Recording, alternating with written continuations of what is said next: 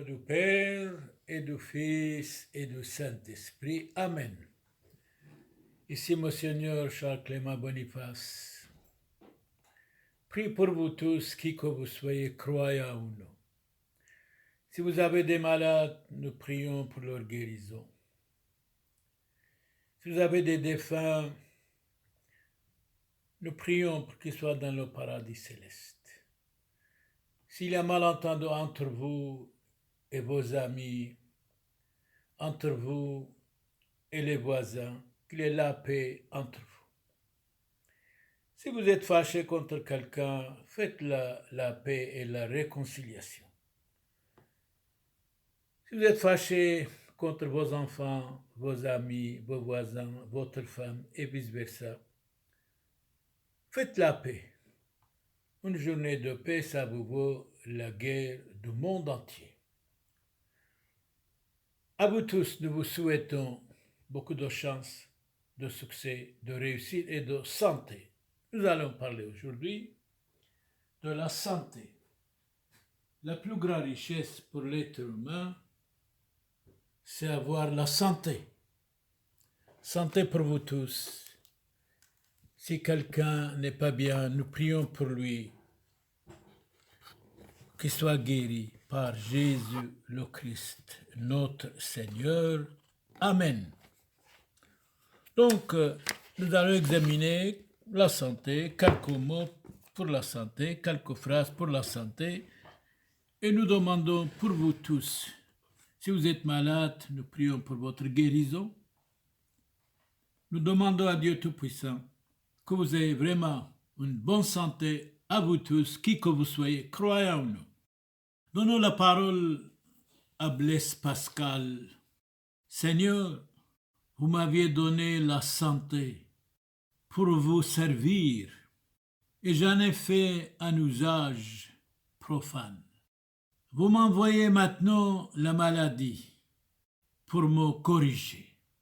Chacun de nous, nous avons des manquements, des défauts, nous devons nous corriger. Certainement, ça vaut la peine de se corriger. Et Pascal dit autre chose. La vanité est si ancrée dans le corps de l'homme. Méfions-nous des hommes et des femmes vaniteux et vaniteuses. Tout le malheur des hommes vient d'une seule chose, qui est de ne pas savoir demeurer au repos dans une chambre. Je crois à chacun de nous, nous avons besoin de repos, de tranquillité, de prière. Et il ajoute, Pascal, la grandeur de l'homme est si visible qu'elle se tire même de sa misère. Et en même temps, nous sommes vraiment misérables. Misérables. L'homme n'est qu'un roseau le plus faible de la nature, mais c'est un roseau pensant. Toute notre dignité consiste dans la pensée. Chacun de nous, nous devons avoir de bonnes pensées. Donc Pascal a raison de dire, Seigneur, vous m'aviez donné la santé pour vous servir et j'en ai fait un usage profane. Je n'ai pas écouté. Vous m'envoyez maintenant la maladie pour me corriger. Santé pour vous tous. Et chacun de nous, nous devons nous corriger. Nous devons absolument nous corriger sur tous les plans, sur tous les niveaux, pour être guéris de certaines maladies. Donnons la parole à Aristote. Aristote, philosophe grec, mort en 322 avant Jésus-Christ. La santé est la qualité la plus méritoire du corps. C'est vrai, la santé. Nous que nous avons la santé c'est la richesse. La santé c'est le bonheur. Vous êtes multimilliardaire, si vous êtes malade, mais vous êtes malheureux. Même si vous êtes pauvre, si vous avez une bonne santé, vous êtes heureux et heureuse. La santé est la qualité la plus méritoire du corps. Et Aristote dit autrement, bien sûr, autre chose. L'habitude est une seconde nature dans l'homme. Nous devons chacun de nous avoir de bonnes habitudes. Mais beaucoup d'entre nous, nous avons de mauvaises habitudes. Nous devons changer les mauvaises habitudes et avoir de bonnes habitudes. Malheureusement, l'homme est un animal raisonnable. Mais oui, ou heureusement, l'homme est un animal raisonnable. Et il ajoute, Aristote, avoir beaucoup d'amis, c'est n'avoir point d'amis. Un ou deux de vrais amis jusqu'à la mort, ça suffit. Mais un ami, quand vous lui dites ses manquements, s'il est fâché, il n'est pas votre ami, il est votre ennemi numéro un. Un ami, quand vous lui dites ses 4 vérités, s'il est content, c'est un vrai ami. L'amitié est une âme dans 2 corps. Il faut agir selon les lois. Il faut penser selon les sages. Une hirondelle ne fait pas le printemps. Une hirondelle ne fait pas le printemps. C'est-à-dire quand on fait le bien, ce n'est pas une fois, il faut tout le temps faire le bien, bien sûr. Platon dit autrement, le premier bien est la santé.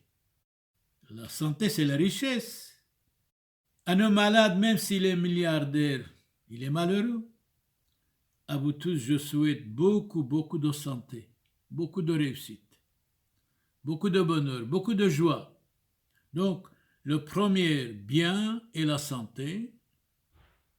Le deuxième est la beauté. Le troisième est la richesse. Donc, Platon a raison. Premier bien est la santé. C'est la richesse. La grande richesse, c'est la santé.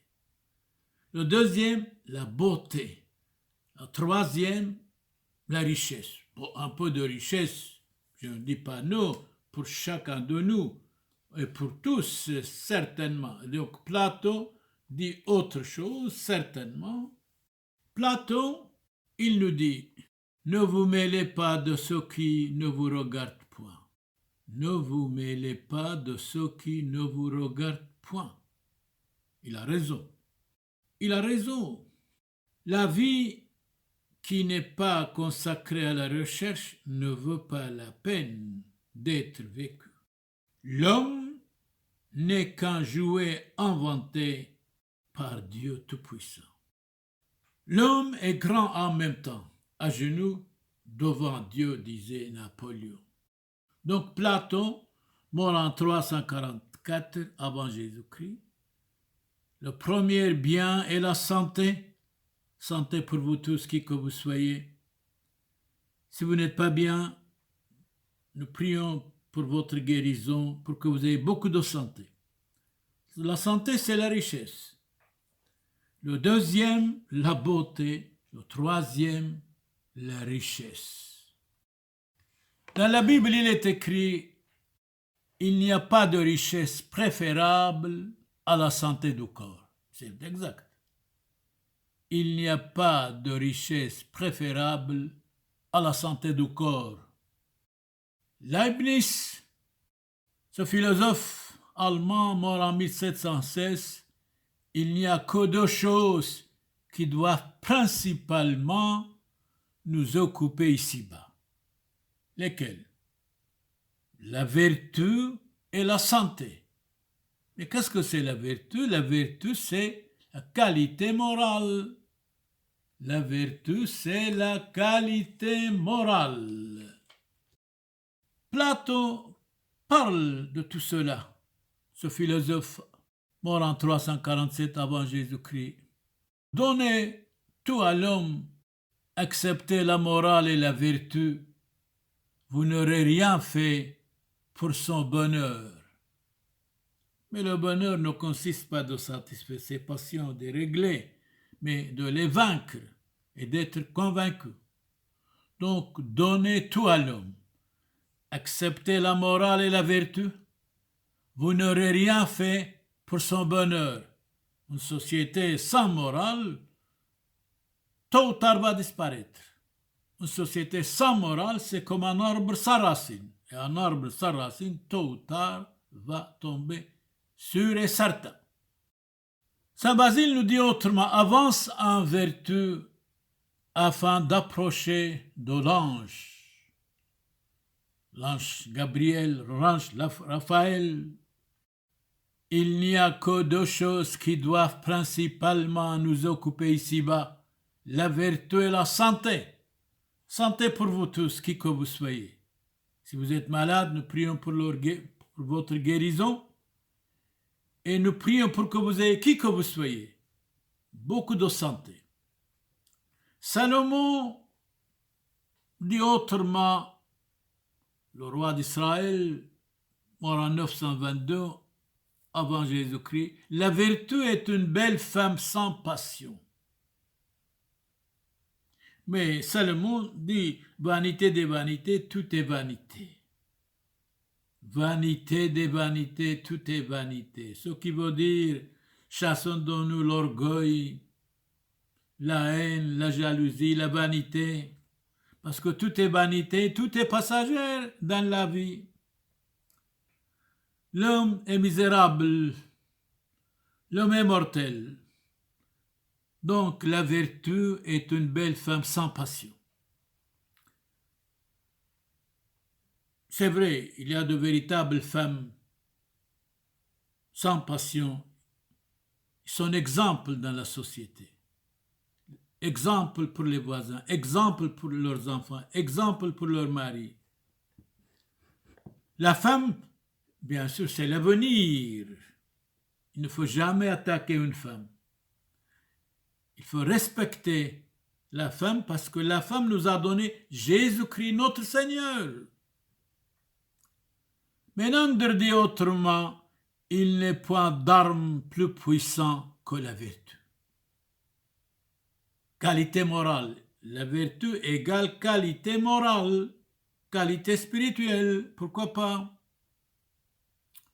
Saint Augustin dit autrement, la vertu est ce qui rend l'homme bon et ses œuvres parfaites. Et Saint Augustin ajoute, la vertu est l'art de vivre sage et heureux. Donc, Saint Augustin nous dit, qu'est-ce que c'est la vertu? La vertu, c'est qualité morale. La vertu est ce qui rend l'homme bon, gentil, et ses œuvres parfaites. La vertu est l'art de vivre sage, avec sagesse, vivre heureux. Je souhaite pour vous tous, qui que vous soyez, que vous viviez heureux sur la terre. Dans la vertu réside la source et la force de tous les biens, disait Platon. Dans la vertu réside la force, l'énergie et tous les biens. C'est le mensonge qui cache les vices. C'est la sincérité qui fait briller la vertu. Saint Thomas d'Aquin dit autrement, la vertu est la vie réglée. Souvent, beaucoup d'entre nous, nous avons une vie déréglée. Une vie déréglée, tandis que la vie réglée, c'est tellement bon, tellement quelque chose vraiment, vraiment extraordinaire. Donc, santé pour vous tous. Aujourd'hui, nous parlons de la santé. Notre grande richesse, c'est la santé. Dans l'évangile Saint-Marc, chapitre 5, verset 26-34, une femme malade d'une perte de sang depuis 12 ans avait beaucoup souffert entre les mains de plusieurs médecins et ayant dépensé tout son bien, toucha le Christ. Le Christ lui dit, ma fille, votre foi vous a sauvé, soyez guérie de votre maladie. et la femme fut guérie. Nous souhaitons bien sûr beaucoup de santé, de réussite, de protection, de respect pour tous les docteurs, pour tous les médecins.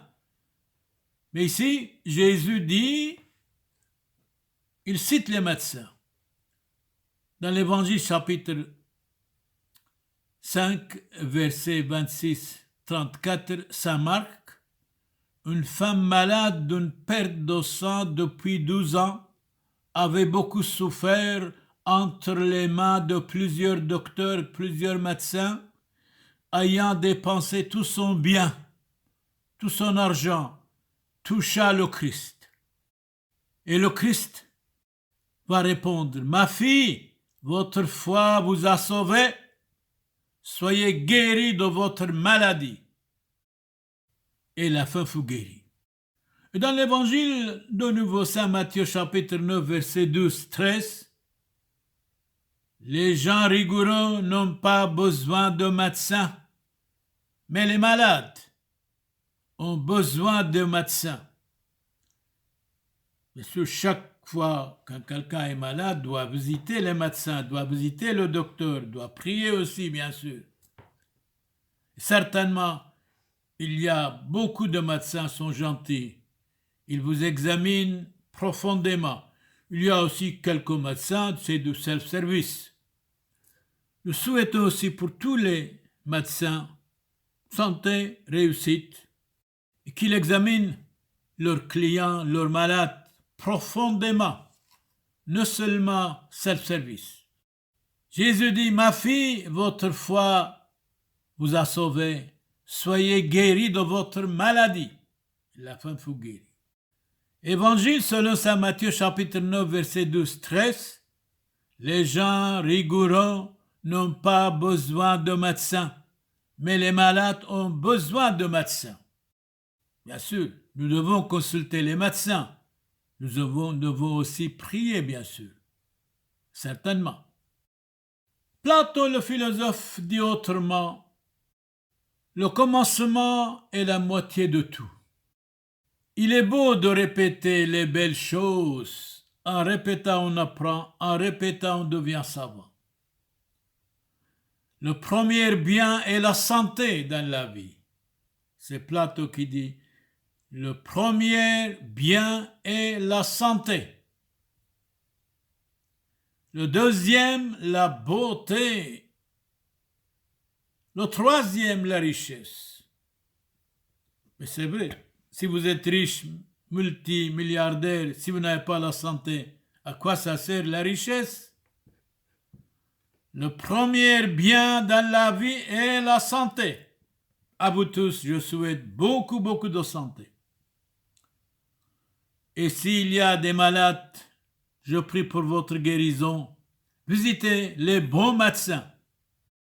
La Sainte Bible, il n'y a pas de richesse préférable à la santé du corps. La plus grande richesse, c'est avoir la santé. La plus grande richesse, c'est la santé. D'ailleurs, la Bible dit, il n'y a pas de richesse préférable à la santé du corps. Saint Bonaventure, mort en 1274, nous dit autrement. D'où viennent les maladies? Alors, d'où vient, dites-nous. Sinon, des excès de bouche, de manger de trop et des rapports sexuels fréquents avec les femmes. À ce point-là, Saint Bonaventure, mort en 1274, d'où viennent les maladies? Sinon, des excès de bouche et des rapports sexuels fréquents avec les femmes. Bon, la société a besoin des enfants, mais tout ce qui est normal, bien sûr. Dans les couples, ce qui est normal, tout ce qui est raisonnable. Saint Vincent, ben oui, s'il n'y a pas d'enfants, il n'y a pas d'hommes. S'il n'y a pas d'hommes, il n'y a pas de médecins. S'il n'y a pas d'hommes, il n'y a pas de société. Une société doit être composée des hommes et des femmes. Saint Vincent de Paul, mort en 1660, on ne remarque jamais mieux la valeur de l'homme que dans la maladie. C'est vrai, quand on est malade, On dit, oh, la santé, c'est de l'or. Oui. Et chaque malade doit être respecté. Chaque malade doit être honoré. Oui. Donc, on ne remarque jamais mieux la valeur de l'homme que dans la maladie. Surtout quand il est mort, il était gentil, il était beau, il était extraordinaire, il était généreux, etc., etc. Tous les hommes doivent être généreux. Mais à mon avis, l'homme est grand à genoux devant Dieu. Tout homme doit être honoré, tout homme doit être respecté. Tout homme a de valeur. Pourquoi pas? Tout homme est une créature de Dieu. Nous devons le respecter. On n'a pas le droit de le critiquer, de l'attaquer. Seigneur, vous m'aviez donné la santé pour vous servir et j'en ai fait un usage profane, disait Pascal. Vous m'envoyez maintenant la maladie pour me corriger. Oui, chacun de nous, nous devons nous corriger certainement. Regardez, je répète, Pascal mort en 1662, Seigneur, il était profondément croyant, converti par sa sœur Jacqueline. Seigneur, vous m'aviez donné la santé pour vous servir et j'en ai fait un usage profane. Je regrette amèrement. Vous m'envoyez maintenant la maladie pour me corriger. C'est vrai, nous devons nous corriger chacun de nous. Quand nous avons des problèmes, des difficultés, des maladies, après tout cela, je dois me corriger, je dois changer ma vie, je dois être croyant, je dois être quelqu'un dans la vie dès maintenant et pas rester quelque chose. La guérison d'un paralytique. Dans Saint Matthieu, Jésus monta dans une barque, traversa la mer et se rendit dans sa ville. On lui amena un paralytique couché sur un lit. Jésus, voyant leur foi profonde, dit au paralytique, « Paralytique, prends courage, mon enfant, tes péchés te sont pardonnés. » Ici, on peut dire parce qu'il avait péché, et tant d'hommes, c'est vrai, pêchent. Peut-être à cause de péché, ils sont malades ou dans les hôpitaux.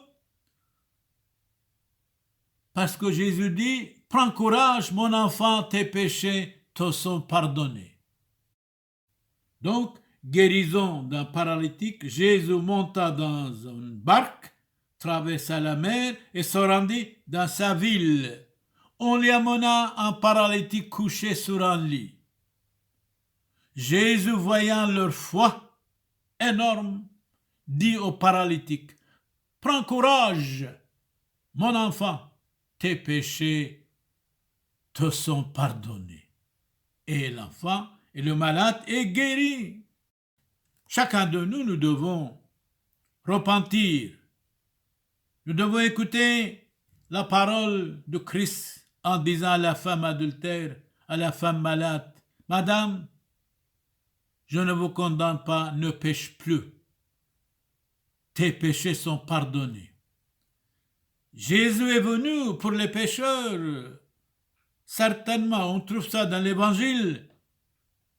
Saint Matthieu chapitre 9, verset 13. « Pécheurs, convertissez-vous. Je ne suis pas venu pour les justes, mais pour les pécheurs. Pécheurs, avancez. Tous vos péchés vont être pardonnés. » Aristote dit encore autrement, le bien ne suffit pas à assurer le bonheur, mais le mal suffit à assurer le malheur. La santé est la qualité la plus méritoire du corps. Pour vous tous, je souhaite beaucoup de santé, de réussite, de bonheur. Mais le bonheur, pour beaucoup, ne consiste pas de satisfaire ses bêtises, mais de les vaincre et d'être convaincu Aristote ajoute, le bien ne suffit pas à assurer le bonheur, mais le mal suffit à assurer le malheur. La santé est la qualité la plus méritoire du corps. Pour vous tous, nous souhaitons et nous prions pour que vous soyez plein santé, santé pour vous tous, guérison pour vous tous. De nouveau, la Sainte Bible nous dit que celui qui pêche devant son Créateur tombe entre les mains des médecins.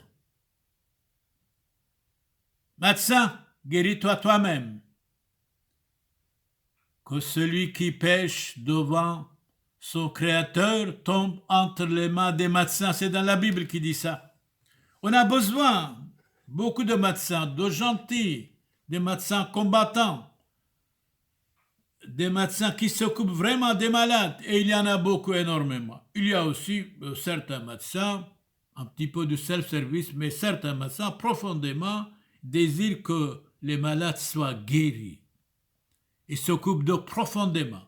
Félicitations en même temps pour tous les médecins, pour tous les docteurs, pour toutes les infirmières et infirmières. Que celui qui pêche devant son Créateur tombe entre les mains du médecin. Ne pêche plus. Vous êtes guéris, dès maintenant ne pêche plus. Pécheurs, convertissez-vous, croyez à l'Évangile et vous allez vous sentir mieux certainement, sûrement. Tout le peuple qui sera écrit dans le livre sera sauvé, certainement. Saint Jean chapitre 10, verset 9, Jésus dit, je suis la porte. Si quelqu'un entre par moi, il sera sauvé. Parole de notre Seigneur Jésus-Christ. Et Saint Marc dit autrement, chapitre 16, verset 16, celui qui croira et qui sera baptisé sera sauvé. Celui qui ne croira point sera condamné.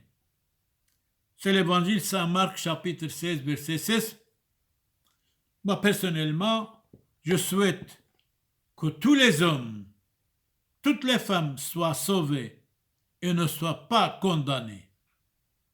Seigneur Jésus, exaucez-nous.